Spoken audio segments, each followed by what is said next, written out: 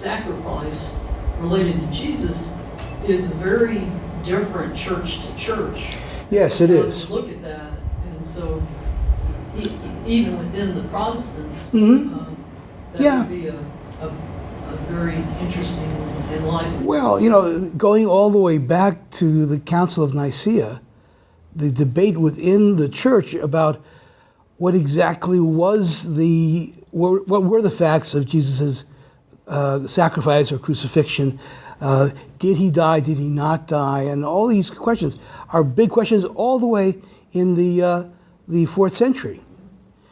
And to some degree have never actually been entirely resolved within Christianity.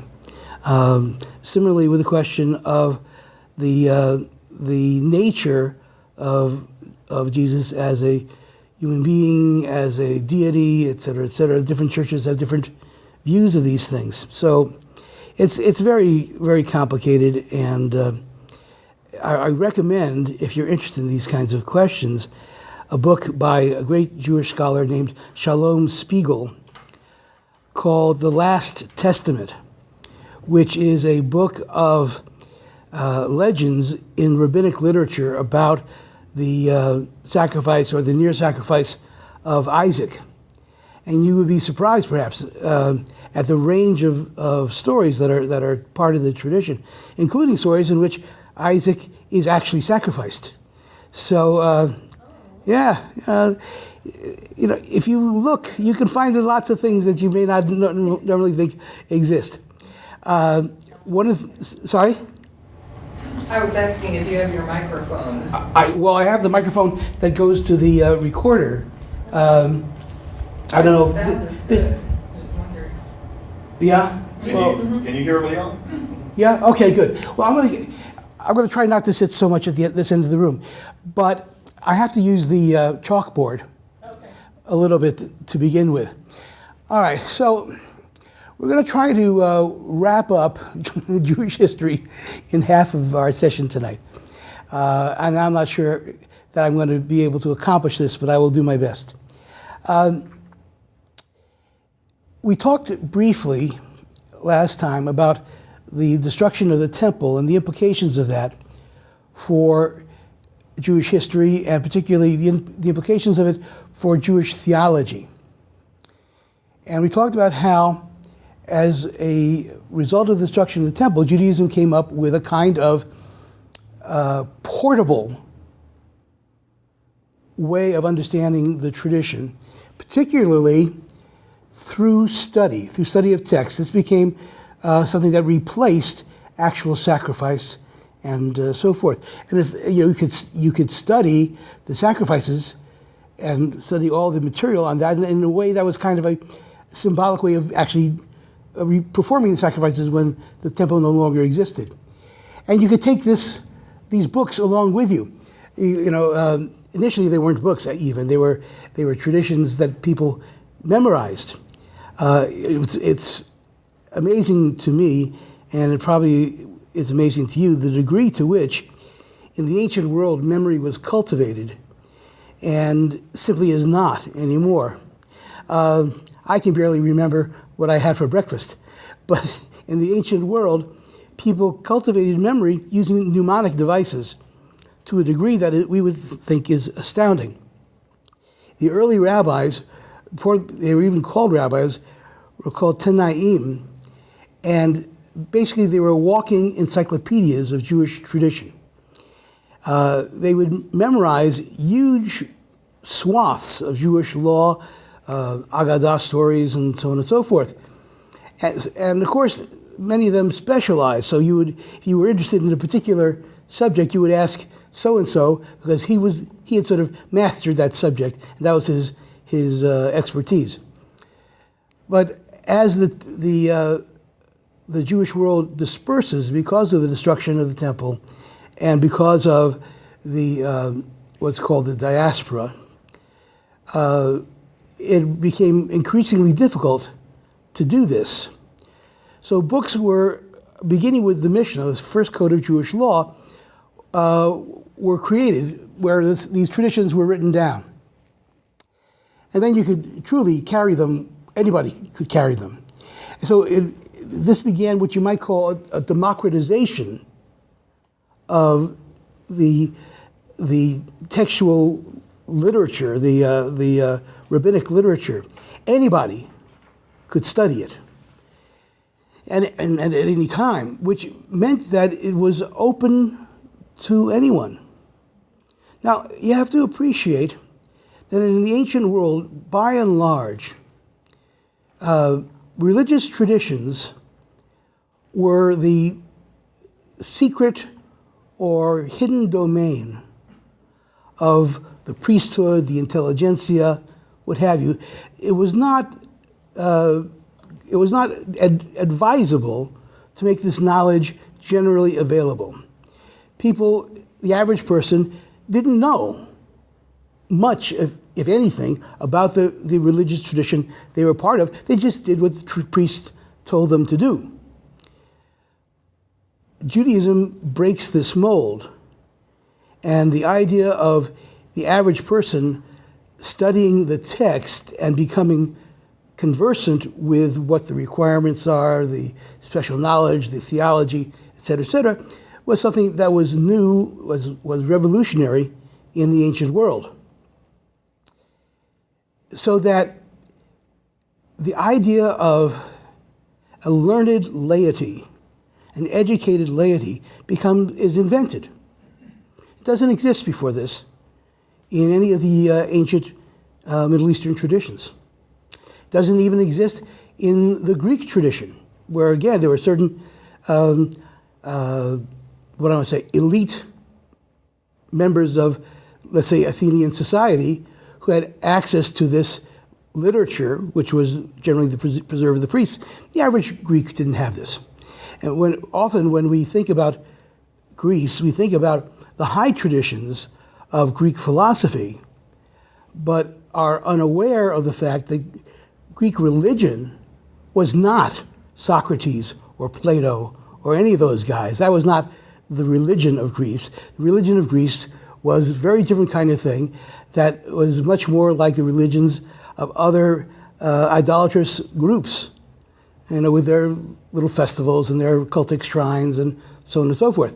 We like to think of Greece ancient Greece being a place of philosophical discourse, but it was only a place of this philosophical discourse for a very small, select, upper-class group. Rest of Greeks, not so much.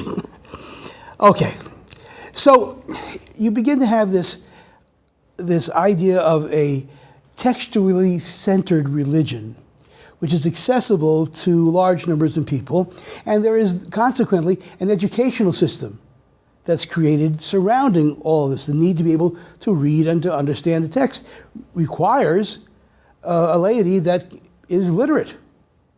And this in an age when being literate was the exclusive domain of the upper classes in other cultures and other societies.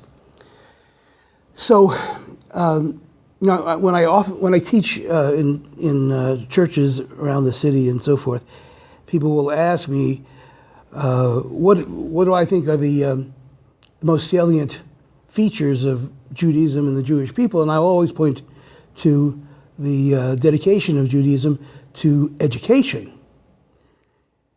And I'll say to people, well, okay, this is what kind of sets us apart in many ways. The fact that education is so central to not just the way we see ourselves in society, but our religious calling, if you want to put it that way. And people will say, oh, no, we believe in education. We believe in education. And I will say, well, okay, that's interesting. So when was the last time you voted for a school bond issue? Oh, well, we don't vote for those things. That's so much waste in the educational system and so on and so forth. They have plenty of money. They don't need additional funds. I said, well, I got to tell you that if you don't vote for bond issues, you cannot tell me you are dedicated to education. I'm just sorry. I'm not always,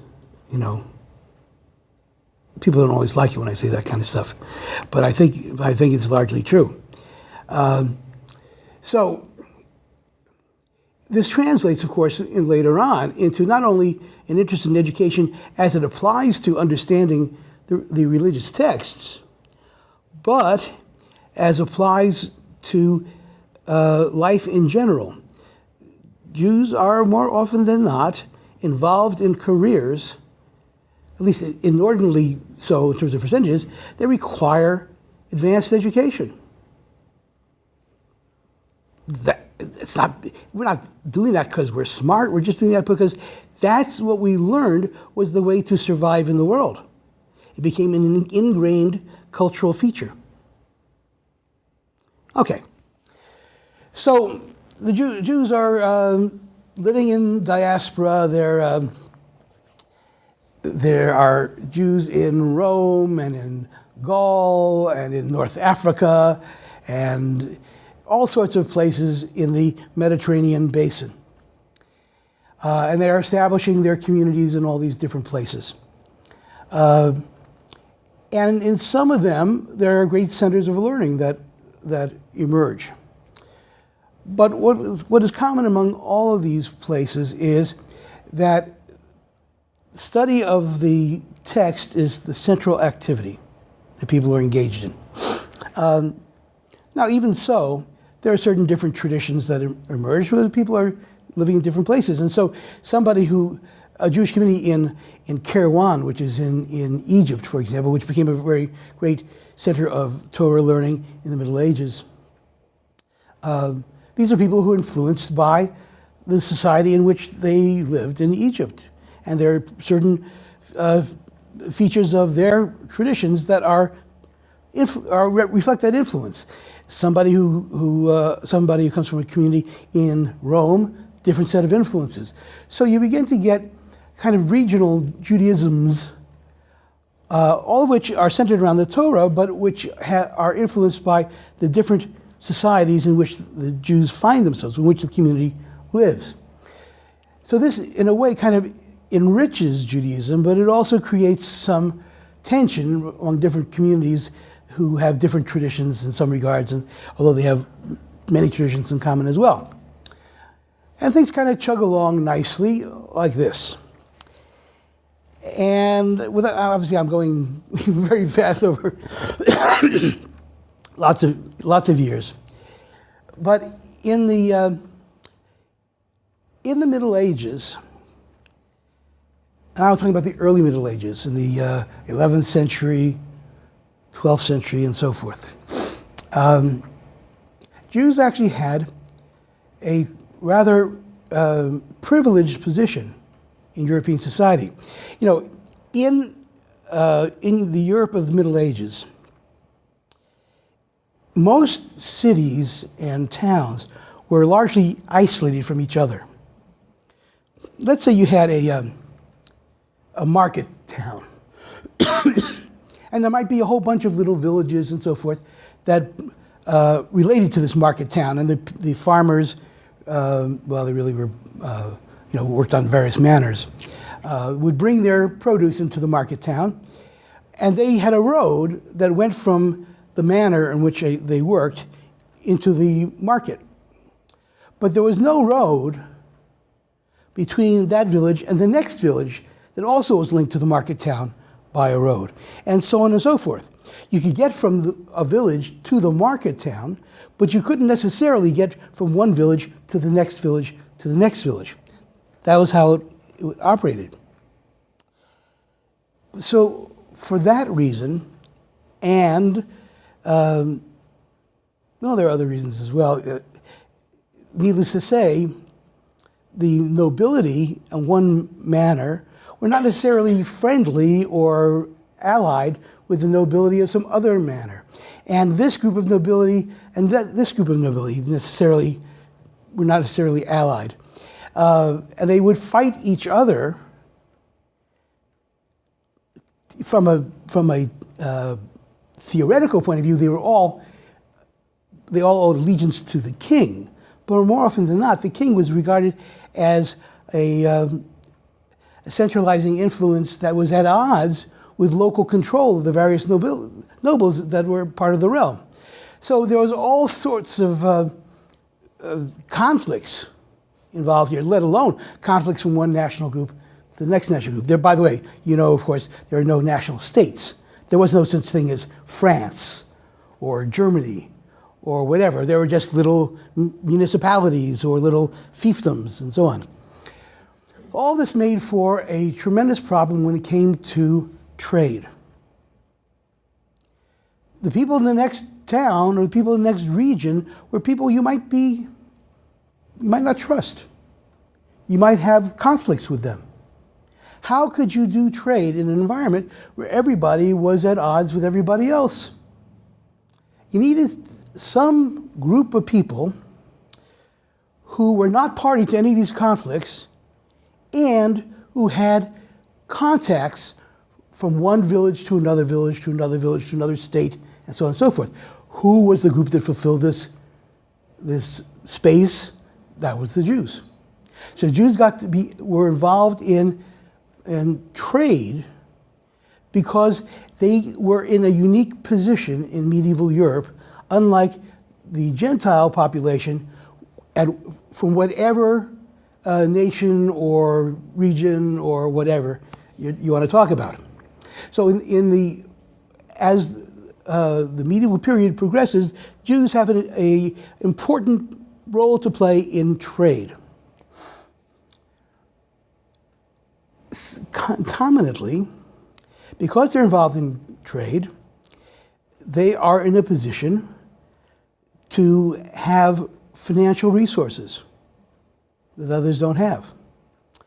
So when a noble whose wealth, to the degree he has wealth, is tied up in land, but not liquid assets, wants to, let's say, build a cathedral, how does he do it? Well, he has to borrow money from people who have capital. Often, not always, but often Jews. So, for example, in the 11th century and the 12th century, all of these great cathedrals are being built throughout Europe. And who has the notes on all this? That's right. Yeah. Yeah. So, now let's say you're a noble and your note is due. And you don't have the money. What would you do? No, so seriously, what would you do? Borrow. You already borrowed money, and you now owe the money, so you're capped out as far as borrowing is concerned. Nobody's going to lend you more money to pay you off somebody that you already borrowed money from. Pay it in land.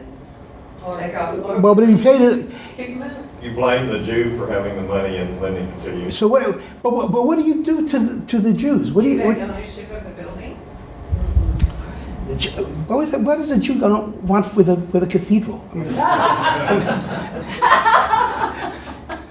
I mean, come on. No, you have to do one of two things. You either have to figure out a way to seize the assets of the lenders, or you have to get rid of the lenders. Two things. There are only two things that work. Okay? So, two things happen in this period. At the end of this period, one is you have crusades. Now, how do the crusades have to relate to this? Well, they relate to us in the following way. What did the crusaders do on the way to the Holy Land? They didn't just march. They fought more. Who did they fight? Who would you fight if you owed $1 gazillion?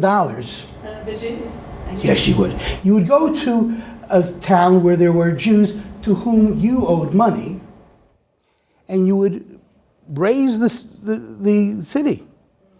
You would leave alone those towns where there were Jews to whom you did not owe money, because those Jews were still an asset. Following me? And medieval Jewish literature is filled with poems and whatnot about various crusading armies that come through and raise a ghetto, raise a Jewish community. In fact, we just got finished with High Holy Days, and one of the the great Piyutim, religious poems, is about the destruction of the Jewish community of Mainz in Germany. It was written by one of the rabbis of the time. Anyway, my point is, on the way, under the guise of getting rid of the heathens, okay, the crusading armies would get rid of the Jewish communities to which the heads of the crusading armies owed money. This is not to say that they didn't also have some kind of religious motivation. I wouldn't say that. But, I don't think that was really what was important. But in any event, so the Middle Ages for the Jews was a horrible time. Not before the 12th century, after the 12th century, because that's when all these loans began to be collectible. Okay? So that's one thing that's going on. Another thing that's going on is something that is very well known, at least in a general sort of way, and it's called the Inquisition. Now, the Spaniards always do things a little bit differently than everybody else in Europe. And this is a good example. We have the same economic issues in Spain as you did in other parts of Europe. There were cathedrals that were built. There were, things that are now museums like the Prado and so on and so forth. All these things were built, and they were financed. But what was the biggest thing that had to be financed? The one most popular thing that had to be financed in Spain? You know what it is? Well, it's trade. Sorry? It's trade and shipbuilding. Shipbuilding. What had to be financed? The building of ships for what purpose? Come to America. No. Yeah, exploration. Portugal and Spain were building armadas and they were exploring the world and so on and so forth. This was a very expensive proposition. And where do you think they got the money to do that? Jews. Okay. So, in 1492, not only did Columbus sail the ocean blue, but the King and Queen of Spain, the famous Ferdinand and Isabella, who owed all sorts of money for the explorations that they had sponsored, did something very interesting. What did they do? Expelled all the Jews. Yeah, expelled all the Jews. Now, this was not the first step in the process. Prior to expelling all the Jews, they started something called the Inquisition. What was the Inquisition about? What were they inquiring into? Well,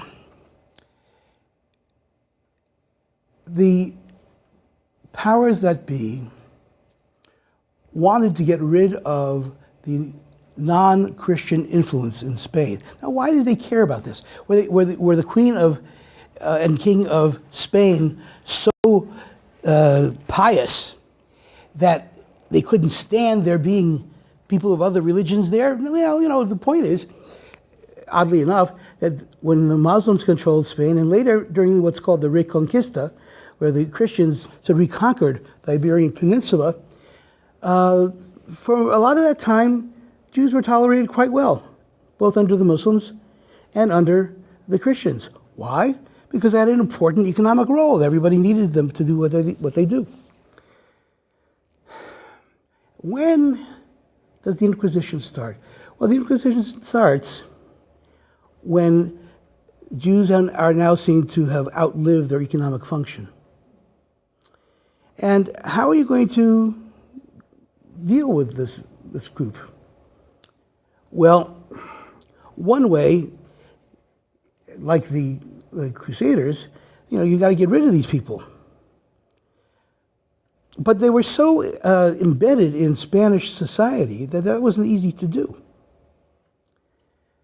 Not only were they involved in trade, but they were doctors and, all sorts of things. So how would the Spaniards get rid of the Jews? Well, you can get rid of Jews by making them do what? Convert to become Christians. Now they're not Jews anymore, right? Okay. QED. And so the point of the Inquisition was to get rid of the Jews by converting them. Here's the problem.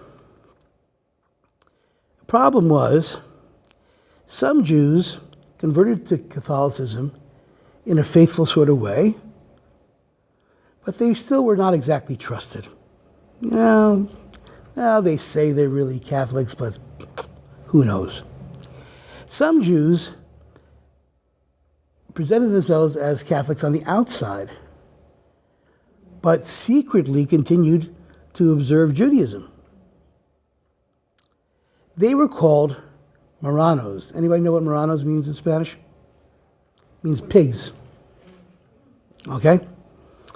So you had Marranos who were outwardly Christian but inwardly Jewish or secretly Jewish, and you had conversos who were Jews who actually converted and did so in a sincere sort of way.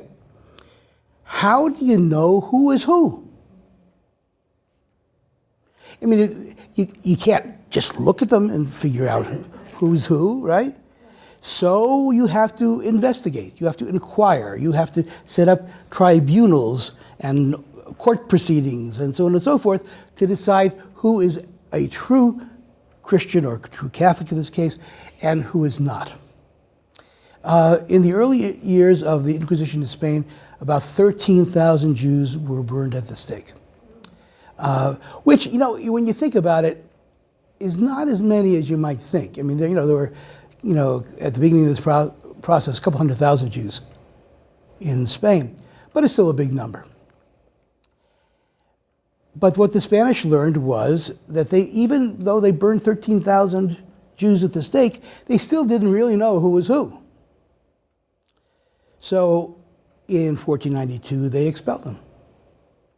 In 1496, the king of Portugal expels the Jews. So where are these Jews going to go? Well, some of them went to other places in Europe, especially places that were not Catholic, and where there was no Inquisition. Some of them went to New Spain, that's to say Mexico, because the Inquisition was not instituted in New Spain until a century or so later. But in all of these places, whether you were a Marrano or a Converso, you were suspect by both sides. The Jews suspected, who are they really? They're willing to convert outwardly. Maybe they can't be trusted. And the Christians would think about this along the same lines. I mention this in part because I gave a sermon about this on Yom Kippur, because we have this prayer called Kol Nidre, where we, it's kind of a legalistic thing, and basically it says, your vows are nullified and so on and so forth, and the reason is that when the Conversos or the Marranos left Spain, they had all made these vows, and so how do you relate to these people? Well, you have to sort of forgive them from the vows that they made under duress, et cetera, et cetera. So that's what that prayer is about. Anyway, the most important thing, though, that comes out of this period of the Inquisition is something that was associated with it called the blood purity laws. The Spanish had this idea that Jews were always going to be Jews because it was in their blood. That they could convert, but they couldn't help themselves. They were going to be Jews forever, and it really didn't matter what they professed outwardly or what have you. That they always had this kind of physical identity as Jews. Now, this is very important. Why is it important? Because it is the beginning of what we would call modern anti-Semitism. There had been anti-Semitism for a long time, but it was theological in nature. the anti-Semitic position was the Jews had killed Christ, the Jews had refused to accept Christ as the Messiah, et cetera, and theoretically, you could erase that kind of anti-Semitism by doing what? By converting, right? Now you've accepted it. End of it. But if Jewish identity is in your blood, then it doesn't matter what you profess, it doesn't matter what you believe, even if it is sincere. You are a Jew because physically you are a Jew and there's nothing that can be done about it. This is introduced into Western society during the Spanish Inquisition, the lead up to the Spanish Inquisition, and that's where this idea comes from. And it's an idea that takes time to percolate and so on and so forth, but it isn't invented by, but it comes to its full fruition where? Germany. That's right. Exactly. Hitler did not invent this kind of anti-Semitism. He comes at the end of centuries of its development, so much so that he can plug into it, can tap into it, because it's already there. He didn't have to create it. Okay. There's an interesting case of a guy named Karl Brunner who ran for mayor in Vienna in the 1860s, I want to say, maybe 1870s, who ran on a very similar platform to what you see emerge later with Hitler in the 1920s and 30s in Germany. He was elected on an anti-Semitic platform. So this is not something that even the political use of this kind of anti-Semitism wasn't new with Hitler. It's one of the reasons why some historians like George Moss at Michigan and others will argue that the anti-Semitism that underlay the Holocaust was not a unique phenomenon, was not in any way an invention, but it's something that had become part of the fabric of Western society over these centuries, since the 13th and 14th centuries. To be sure, the Church, the Catholic Church, continued to preach the older form of anti-Semitism, the theological form of anti-Semitism, and sad to say, some of the Protestant churches did as well. So this new kind of anti-Semitism didn't supplant everything else that went before, it just added another dimension.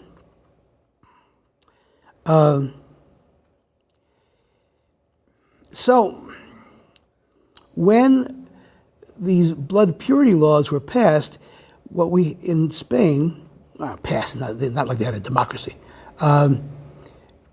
basically it's sort of what becomes a torrent, what begins as a little trickle of an understanding in Western society of who Jews are. That this is a kind of bodily fact. Later, when we're dealing with the Nazis, for example, and you look at the anti-Semitic material that they produced in sources like Der Stürmer and so on and so forth, you can see the ways in which they try to ground their anti-Semitism in a pseudo-scientific analysis of physiology. And by the way, this is not something that is unique to anti-Semitism. It is a great embarrassment, or should be a great embarrassment to the United States, to our country, that in the 19th century,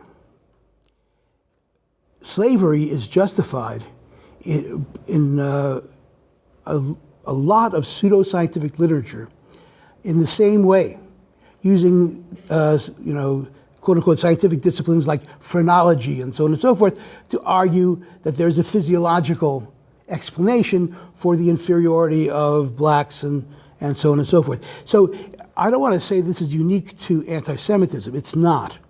But it's a growing trend within, you might say, within racist thought. Okay? And it's not something that is over.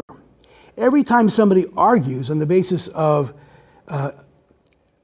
IQ or other kinds of tests of that sort, that you can argue that this proves the inferiority of this group or that group, whether it's African Americans or women or whatever it is, we're dealing with the same kind of trend.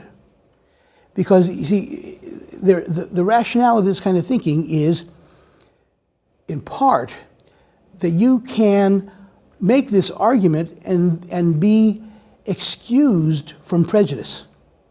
Okay, it's just science. It's just what the facts have to say. It's not that I have any prejudice of my own. This is just a dispassionate analysis of the data. Okay? So it absolves you of being a racist. Very fortunate. All right. So this idea of a racial or biological kind of anti-Semitism is something that one has to understand the significance of the Holocaust. And what makes the Holocaust a true genocide, and other examples that people point to as genocides, not really genocide. And I don't mean to say that they're not horrible events when the Armenians are killed by the Turks, but they're not genocide. And I'll explain to you why they're not genocide. Genocide comes from genus. It is a physiological definition. It is the eradication of a genus, of a type of creature. It is about the physical reality of that creature, which defines what it is. A large, disastrous, tragic, tremendous number of people dying is not a genocide just because there's a lot of people dying.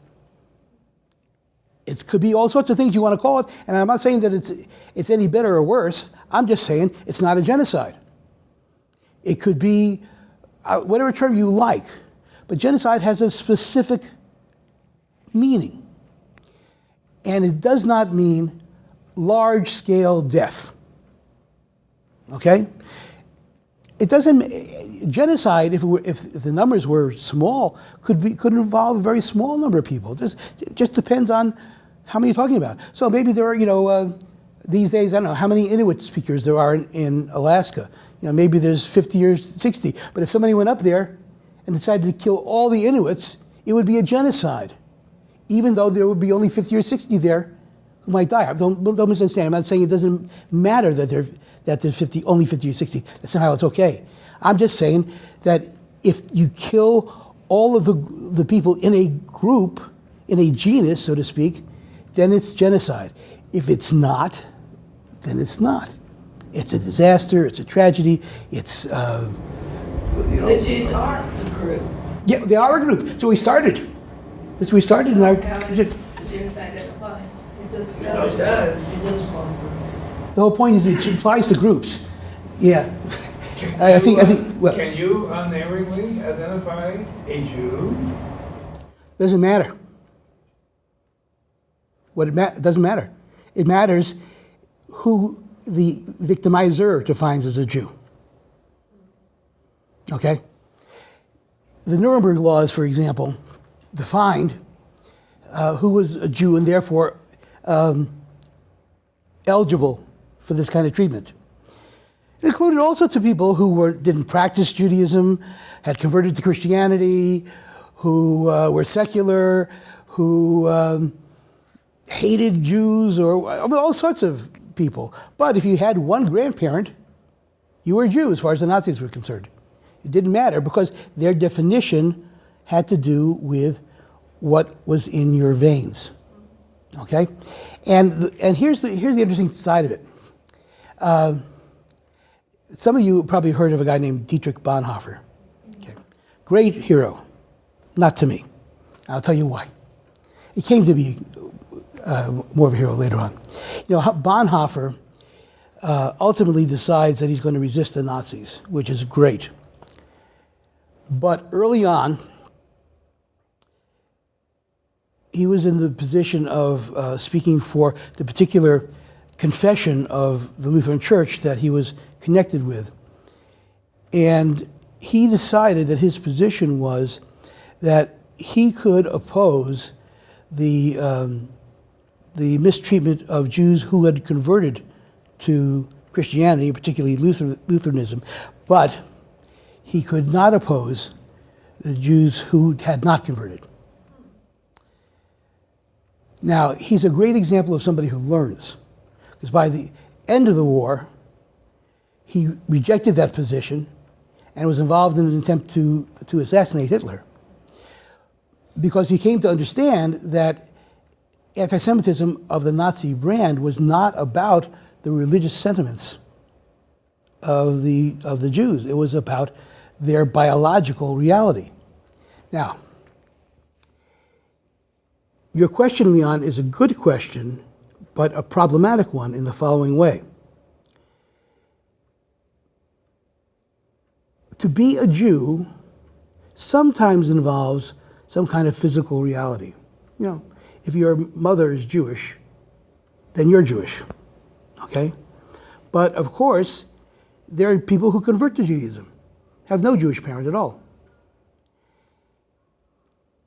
The Jewish people is composed of all sorts of folks who don't necessarily look Jewish, okay?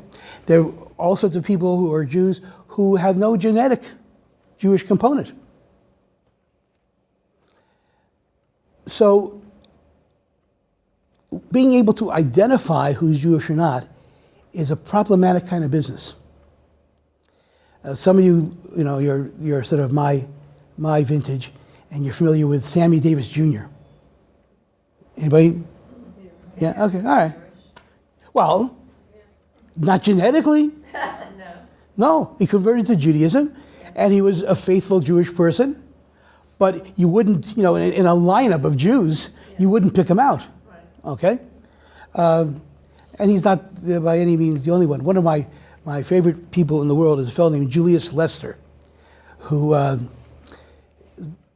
was a professor, he's retired now, at the University of Massachusetts in Amherst.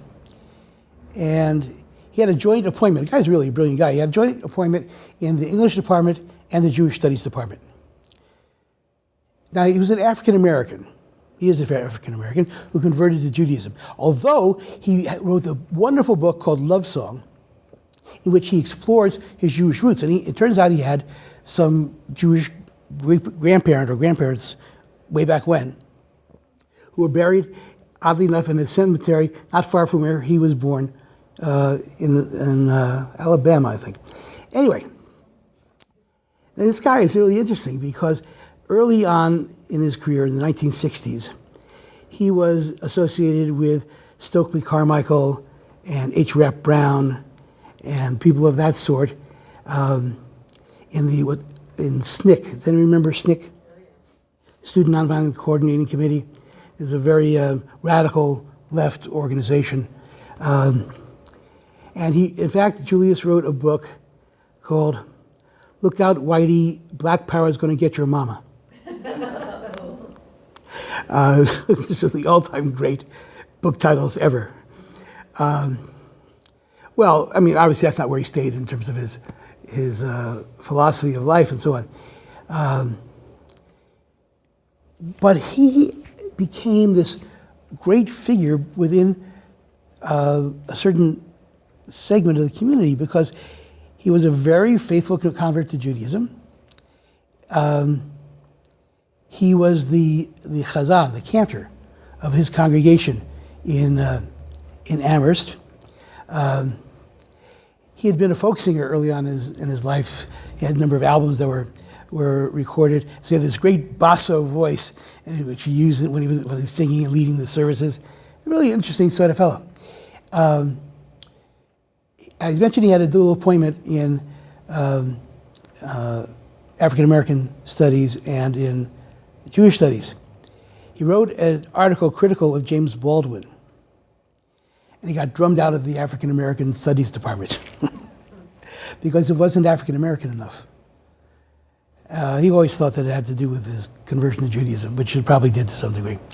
Anyway, my point is, how you figure out who's Jewish and who's not. We had this discussion early on. It's a group, and there aren't any simple definitions. But in terms of anti-Semitism, the internal definition is not what holds sway. In terms of anti-Semitism, it's the definition of the anti-Semite that controls the issue. Yes? In the 40s, my family went to visit my mother's aunt who lived in New York City. And I was young, but I'll never forget the conversation. They were all Roosevelt haters, New Deal haters. Yeah. And they got on to Eleanor Roosevelt, and I was reminded because of the recent series on the Roosevelts. And my great aunt just said categorically, "Did you know that Eleanor Roosevelt is a Jew?" So that's a perfect example of what you've been saying. If you are interested more in this kind of view of anti-Semitism and you want to sort of explore it a little bit, there's a short book, but a wonderful book that I can recommend to you by Jean Paul Sartre. I put that name down, you think, well, maybe it's like it's dense and hard to read, but it's really not. It's called Anti-Semite and Jew. And what Sartre argues is that in order to feel authentic, the anti-Semite has to have somebody that he or she can define as inauthentic. I'm really a Frenchman and you're not. And what he suggests is that if there isn't such a person or such a group, that the anti-Semite would have to create it, which I have found almost always to be true. Basically, what he's saying is that the people to be marginalized are defined by the existential needs for authenticity on the part of the marginalizer. Okay, and I think that largely that's true. All right, I want to backtrack a little bit and show you something because. Well, I don't know. I want to go to the board. Can you see the board? No. No? Okay, let me see if I can. I'm going to try to do that. And then we're going to go to a little something. Oh, thank you, Jeff. You're welcome. I appreciate that. Okay. How about now? Can you see it now? Yeah. Okay. All right. So.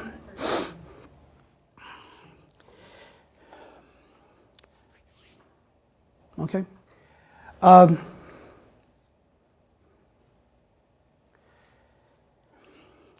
So the one way to understand the Holocaust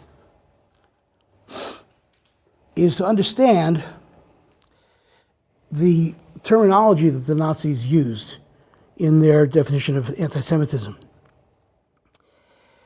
You all know that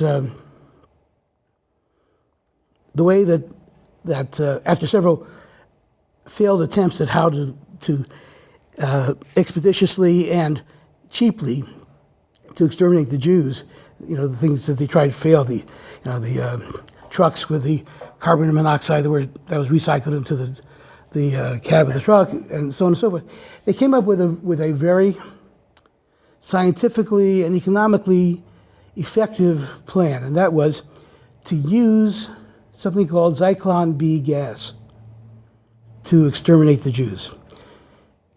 They created these gas chambers.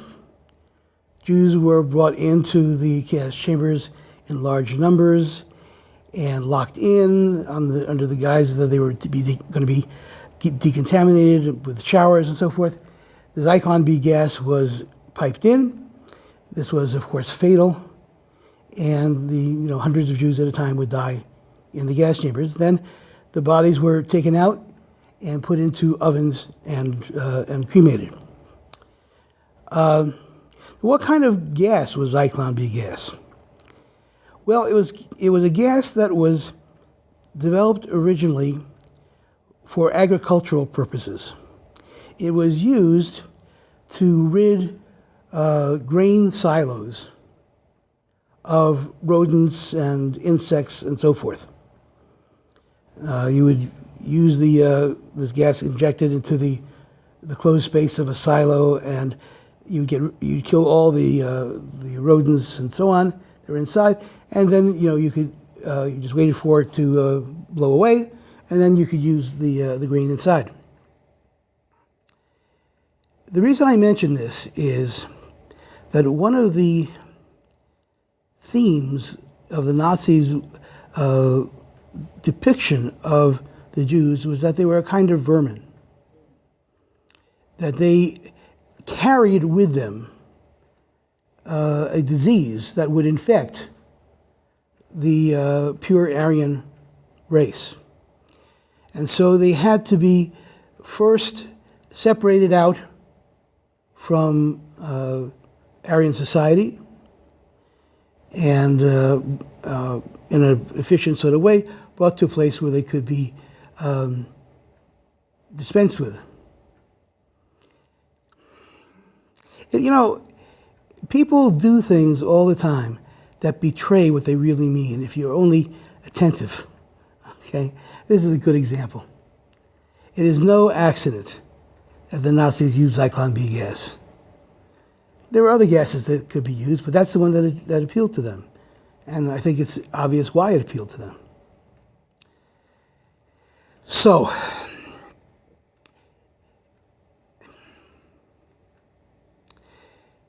I think it's also fair to say that in some of the other aspects of the Holocaust, similar things could be said.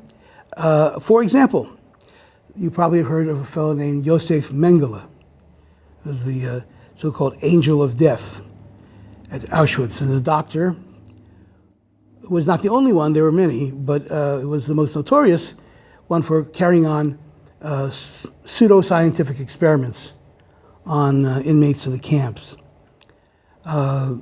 There were simply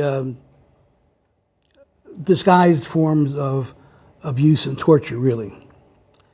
But you see, you could do these kinds of things because what you're doing is you're doing them to a subhuman form. You're doing it to vermin. You're doing it to insects. You're doing it to a form of life, a species which is beneath contempt. All sorts of things now become possible to do, even in what you might oddly enough call good conscience. Now, in the context of this kind of activity, there's something that's going on at the same time. And it is also percolating through European society and political life. It's a political movement called Zionism. Now, what is Zionism? The short definition is it is the national liberation movement of the Jewish people. And in that sense, it wasn't very different from other forms of revived or reviving nationalisms that were resurgent during the 19th century and early 20th century through Europe. You probably remember that the First World War was triggered by the assassination of the Archduke Ferdinand by a Serbian nationalist. Well, it wasn't any accident. There were Serbian nationalists. There were Serbian nationalists. There were Czechoslovak nationalists. There were all sorts of nationalists who wanted to create their own nations and come out from under the oppression, if you want to call it that, of some other national group. In the case of Zionism, what's going on is something that you might call the answer to the Jewish question. This sounds eerily familiar. It's language that Hitler picks up later on. Okay? What is the Jewish question? The Jewish question is, can Jews be loyal citizens of a European nation state? Why is that a question? Why not? What's the issue? Well, you see, if Jews are Jews because of some kind of biological / racial / historical identity, then they're not really Frenchmen or Germans or Englishmen or what have you. They're Jews. Can a Jew be loyal to a state not his or her own? Moreover, insofar as Jews are different from Europeans, from other Europeans, I should say, and it is this difference that accounts for the tension and even the violence demonstrated towards Jews who are in France or wherever they happen to be. What's the solution to all this? Well, said some people, Jews ought to disappear. This might now seem to be a certain repetitive theme. Okay. How to disappear? Well, they should assimilate. They should lose their Jewishness and become Germans or Frenchmen or Russians or what have you. Or they should be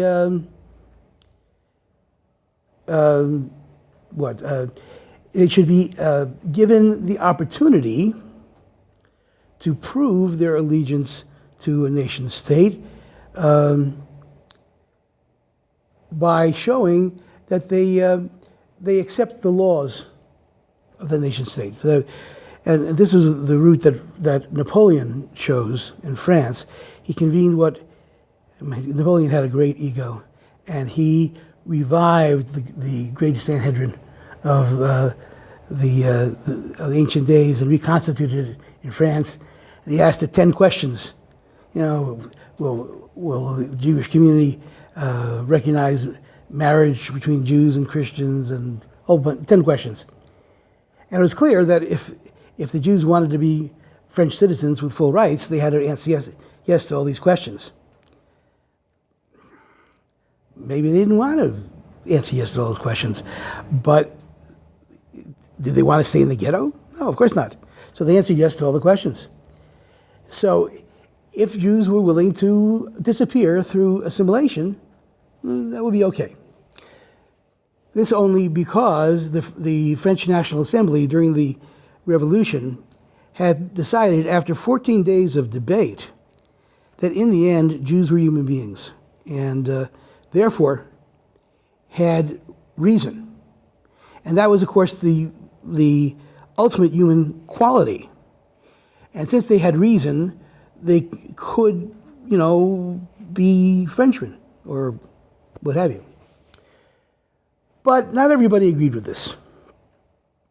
And for some, the idea was to put Jews in a special place so they wouldn't bother anybody else. In Russia, they called such a place the Pale, P-A-L-E, of settlement. It was an area of Western Russia that entails much of today's Ukraine and Belarus and so forth, that area of the world. It was not an area with no Gentiles in it, but it was an area which contained all of the Jews, with the exception of those who had special permission to live in Gentile cities because of their profession or something like that, so a handful. So the idea was, let's keep them all apart from everybody else. I understand the rationale, the logic of that. It's not fair, of course, but it does have a kind of rationale.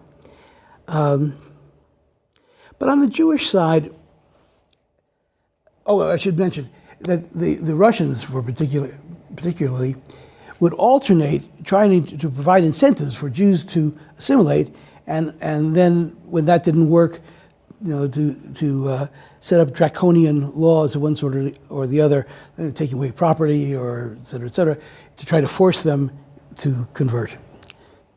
That was kind of the approach of the Russians. What else are you going to do? Well, maybe, said the Jews, our problem is that we're living in a country that is not our own. Maybe the only way to solve this problem is to do one of two things.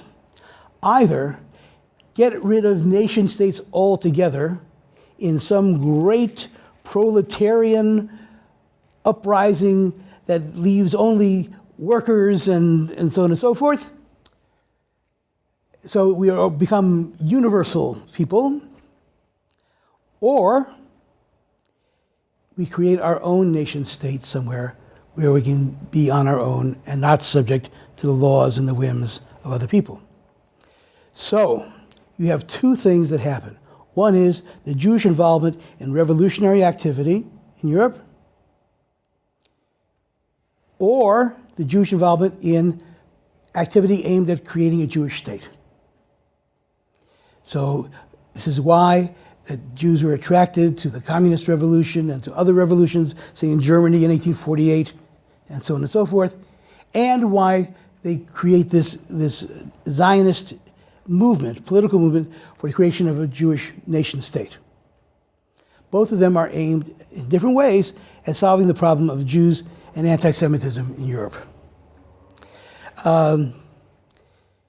Turned out, of course, that the communist movement and the other socialist movements were, in the end, not so egalitarian or so universal as they professed to be, and they continued to be anti-Semitic. There are many examples. One I can mention would be the doctors' trials under Stalin. Most of the doctors who were singled out for prosecution were Jewish doctors. That was a way of getting it at Jews. Being the most popular charge was being a cosmopolitan. In other words, they were not nationalists. They were not loyal to the Soviet Union. They had a wider or larger kind of allegiance. It's, by the way, the same charge that Jung, I hope nobody here likes Jung very much, that Jung made in arguing that Jews were, could not be part of the German folk. A lot of people like Jung. I'm not a fan. Anyway, so that's a good question. So on one hand, there was this failure of the communists and socialists and so on and so forth to actually change anything. But the Zionist movement was successful. And remarkably so. There's absolutely no reason, objectively, or in terms of realpolitik or anything else, why Zionism should have succeeded. Absolutely none. To give you an example of the depth of the success of Zionism, it is the only movement for national liberation, the only one in world history where an ancient language has been revived and has become a modern language again. You can't say that of Gaelic in Ireland or what's the name of the language in Finland that predates Finnish? I can't remember the name of I should remember this. My first wife was Finnish. Anyway, the point is that that's the scale of ridiculousness that the success is Zionism is about. How long have the Basques been trying to get a nation state? Long time. You know, and the Palestinians will be the second one, only because the Jews will help them. But that's another story. It doesn't happen. Native Americans, they're on reservations. I mean, anywhere you want to go in the world, this is the way it is. Now you have to ask yourself the question, why is that the case? Why is it the case that Zionism succeeded where others did not? Look, nobody really knows. There are some people who want to argue that it's divine providence. Maybe it is. I don't know.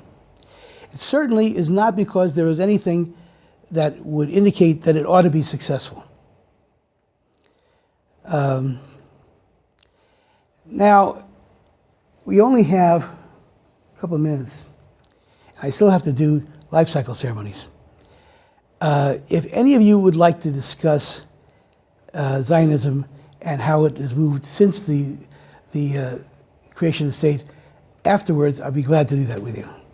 Okay, you can ask me anything.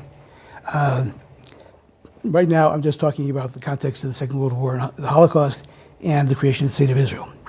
Yeah, Holocaust helped Zionism, didn't it? Indirectly, I guess. Well, that's a good question, and many people would say that's true. And I think that there is a correlation here. However, what you have to also bear in mind is that if it was helpful, it was in a kind of backhanded way. And what I mean by that is that there were plenty of opportunities during the war for the one or another of the allies to take actions that would have slowed or even stopped the process of the death camps, but they refused to do so. Our own president refused to. Yeah. There's a famous story, which is, I think, in fact true, of an RAF general who was asked, why doesn't the RAF bomb the rail lines leading to the camps so that the Jews could get out of the camps? And his answer famously was, well, then where would they go? As if anywhere they would go wouldn't be better than where they were. I mean, what kind of nonsense is that? But my point, and you're echoing it, is that faced with opportunities to take action along those lines, they chose not to. I understand the rationale of wanting to win the war, et cetera, but most of these things they could have done didn't really require impeding the war in any way. Some of them might have. So I'm not so sure that the interest in creating a Jewish state was entirely benign. I think to some degree it was about guilt, but not about guilt that Jews had died, but guilt that people who could have taken action failed to do so, which is not exactly what people have in mind when they talk about the connection between the Holocaust and the creation of the State of Israel. When people talk about that, what they really are talking about usually is how the conscience of the world thought the Jews ought to have a state because they had all these refugees and so on and so forth. But that's really not what's involved. What's really involved is that there was support for the creation of the State of Israel because important states that could have done something to slow or impede the Holocaust did not do so for whatever reason. And I think recognized their culpability in that. You know, it's not just that they didn't bomb the rail lines. When there were refugee ships that came to the shores of European nations or the United States, they were turned away. Why? Because there were people in the United States, for example, who insisted on the quotas, the immigration quotas, and were unwilling to bend the rules to allow these refugees to enter the United States, even on a provisional basis.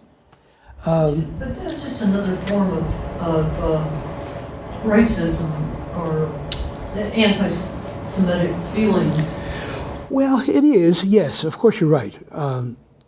But I think you have to look at it a little bit more, you have to parse it a little bit more than that. Who was in charge of the decisions to, let's say, turn away the St. Louis, which was probably the best known of these refugee ships from the shores of the United States? Well, it was the State Department, of course. So who was making these decisions? Well, we know who made these decisions. It's John Foster Dulles. John Foster Dulles was an anti-Semite. It's well known. He didn't want Jews. It's not like it's any kind of surprise to anybody who knows American history. And the State Department was well known as a place that was anti-Jewish and continued to be anti-Jewish even when the State of Israel was being proposed at the United Nations. Harry Truman had to countermand the position of the State Department in terms of getting American support for the creation of the State of Israel. So these guys, they used to call them the striped pants set. You know what I mean by striped pants? They used to wear these, in the old days, the diplomats used to wear these cutaways with gray striped pants, okay? So they called it the striped pants set. These people were not in favor of Jews altogether, and they never were. So there were others in the government who felt differently, Truman being the chief among them. But if Truman had listened to the State Department, the United States would not have voted for the creation of the State of Israel. That's clear. So it's not. There's something of a nuance here that you have to pay attention to. The stance of certain segments of the American government with regard to Jews in general, anti-Semitism in general, the creation of the State of Israel, was not uniform. You know, not everybody agreed. It was a good idea. So that's a really terrific question. I know you have to go. Yeah, sure. Oh, I'm glad you did. We can talk some more about this afterwards if you want to. I want to get at one thing, and I think I have to move some of these things again. We were going to talk at least a little bit about. Yeah, just out of the way of the screen. I don't have to use it. Oh, yeah. Okay. I just have to reconcile myself to the fact that I'm not covering everything. Okay, so Jewish life cycle ceremonies. How much time do you have? Oh, yes, we do. Thank you. Is that going to work? Yeah, okay. All right, so I have a little YouTube clip of a Jewish wedding. Anybody here been to a Jewish wedding? You have? Okay. All right. Well, you'll see a little one, not a little wedding, I mean a little clip of one. Yeah. Okay. Oh, yeah, well, I'll tell you about the ones on TV later if you want me to talk about that. So, did you notice anything that it seems similar to a Christian wedding? Oh, yeah. Like what? Family. Family everywhere. Family everywhere. Yeah, that's a big deal. Okay, anything else?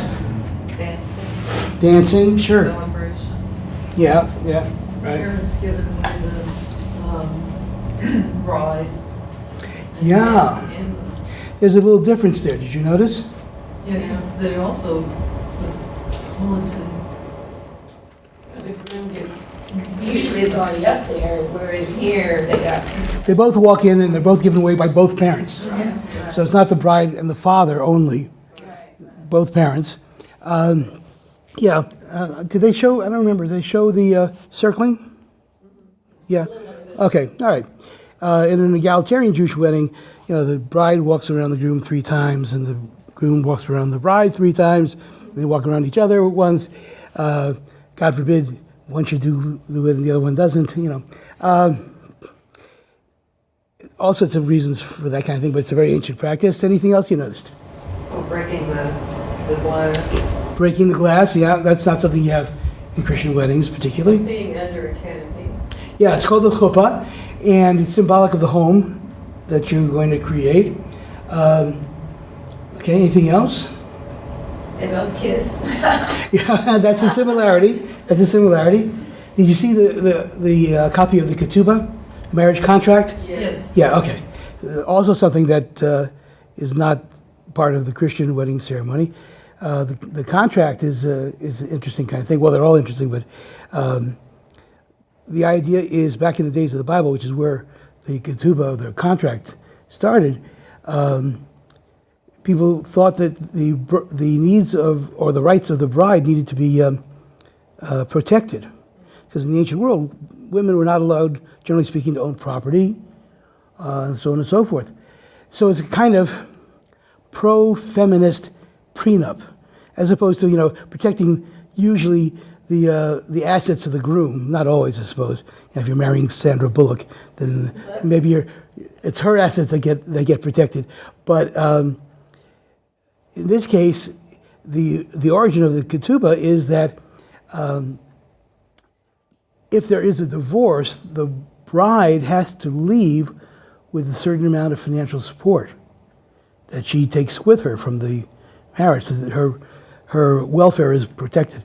Nowadays, it's less of a legal document of that sort, or economic document, than it is a kind of a more touchy-feely kind of thing. This is what we promise each other in terms of behavior and what we expect from each other and so on.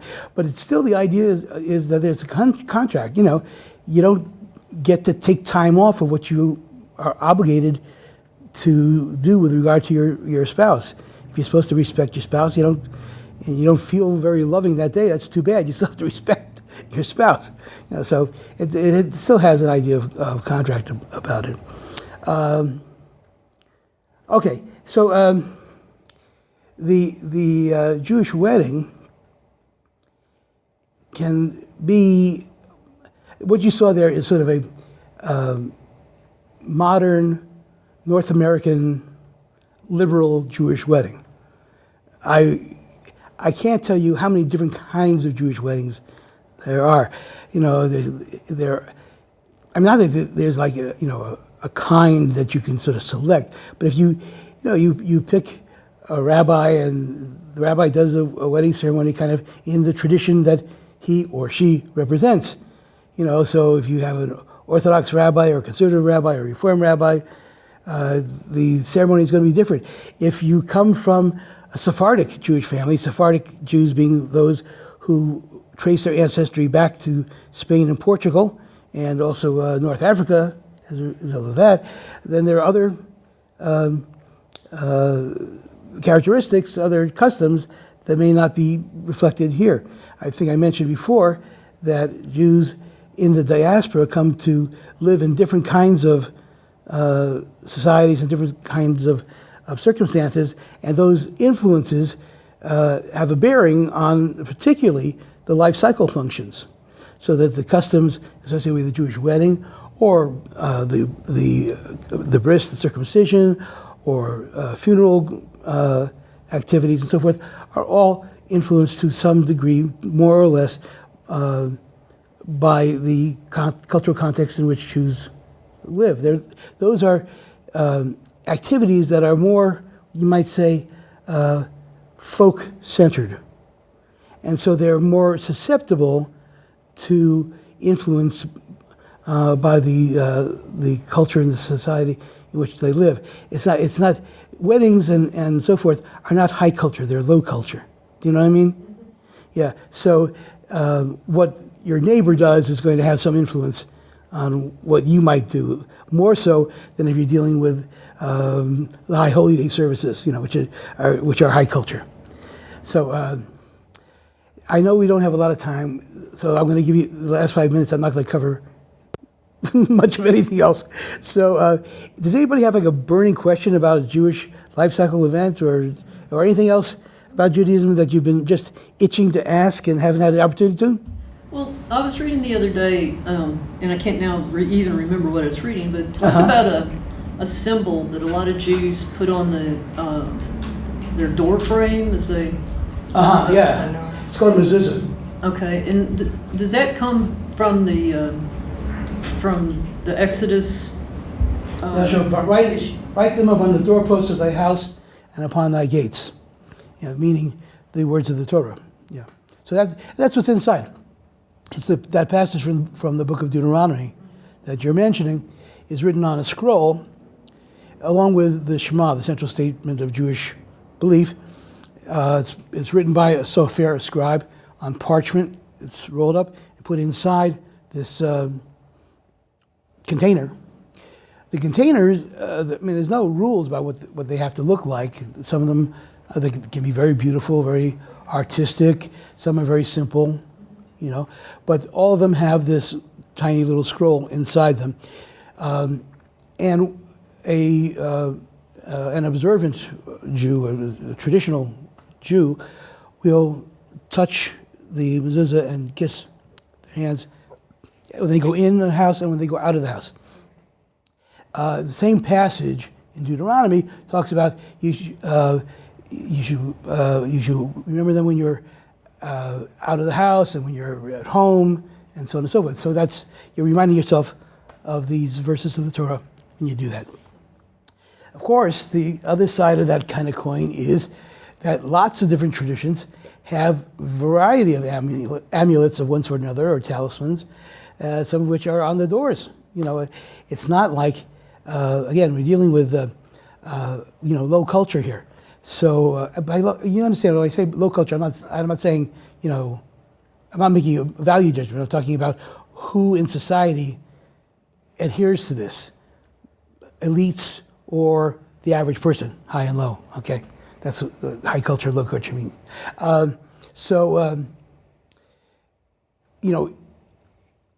If you, I'm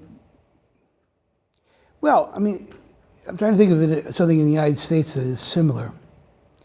I suppose maybe, door knockers are kind of like that. But the idea of there being some kind of talisman that protects the door, or protects passage in and out of the door, is not unusual. For example, in Muslim countries, doors are painted a particular shade of blue, because that's regarded as a protective kind of color. So if you go to an Arab country or Muslim country, you'll see lots of things, doors being among them, that are painted this really very bright, also almost aquamarine kind of blue. That's why it's regarded as a kind of protective device regarded against spirits. So anyway, okay. I was reading a book that talked about it, and this was obvious. This was talking about how Christians might set up an altar at their home, have a Bible, maybe some other literature, maybe a cross or a candle or something. And it's just a place for the family to gather, maybe for nightly prayers or something like that. Okay. Within the Jewish household, is there a symbol or a prayer place kind of thing? Not in the way that you're describing it. The closest thing, but it is different, is the table where you have your meals. The rabbis will call the table where you eat a mikdash ma'at, which means a sanctuary in miniature. When you have a meal and you say a blessing over the wine and the bread and so on, and especially on a holiday or on the Sabbath, where you may sing songs or talk about Torah texts or whatever, all of this is kind of like a replacement for the altar in the temple. From the standpoint of the rabbis, a meal isn't really a meal unless you discuss Torah at it. So in that sense, that becomes kind of the, I really wouldn't call it an altar, but it's kind of an analog of an altar. And of course there are ritual devices or ritual items that might be on the table, say on a Sabbath or a holiday. You have your Kiddush cup, the cup for the wine that you say a blessing on, and you have a special tray and so forth and cover for the challah, for the twisted bread. You will have for the end of the Sabbath a set of items for what's called Havdalah, the ceremony that ends the Sabbath.